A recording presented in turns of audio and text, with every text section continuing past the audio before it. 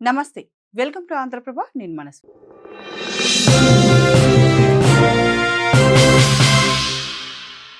కొబ్బరి తురిమి దాని నుండి పాలను తయారు చేయడం మనలో చాలా మందికి తెలిసిందే.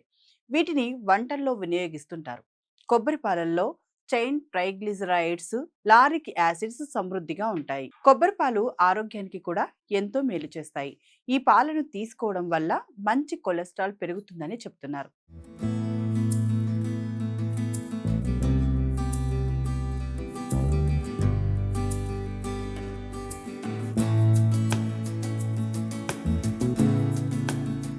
అయితే అధికంగా వీటిని తీసుకోవడం వల్ల శరీరంలో చెడు కొలెస్ట్రాల్ పెరిగే అవకాశం ఉందట.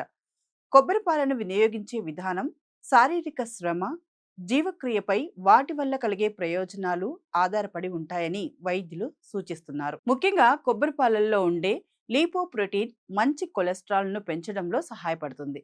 ఈ పాలను తీసుకోవడం వల్ల గుండె ఆరోగ్యం మెరుగుపడుతుంది. గుండె జబ్బులు వచ్చే అవకాశం తక్కువగా ఉంటుంది.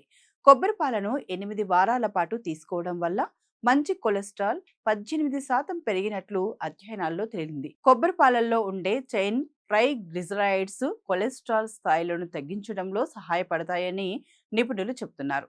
అయితే ఇవి మంచి కొలెస్ట్రాల్ స్థాయిలను పెంచినప్పటికీ అధికంగా తీసుకుంటే చెడు కొలెస్ట్రాల్ పెరుగుతుంది. వీటిలో క్యాలరీలు అధికంగా ఉంటాయి. అందువల్ల బరువు పెరిగే అవకాశం కూడా ఉంది. గుండె సంబంధిత సమస్యలు వచ్చే అవకాశం కూడా ఎక్కువగా ఉంటుంది. కాబట్టి వీటిని తక్కువ మోతాదులో తీసుకోవడమే మంచిదన్నమాట. రోజు కొన్ని టేబుల్ స్పూన్ల మోతాదులో మాత్రమే తాజా కొబ్బరి పాలను తీసుకోవాలి. ప్యాక్ చేసిన చక్కెర కలిపిన కొబ్బరి పాలను తీసుకోకూడదు.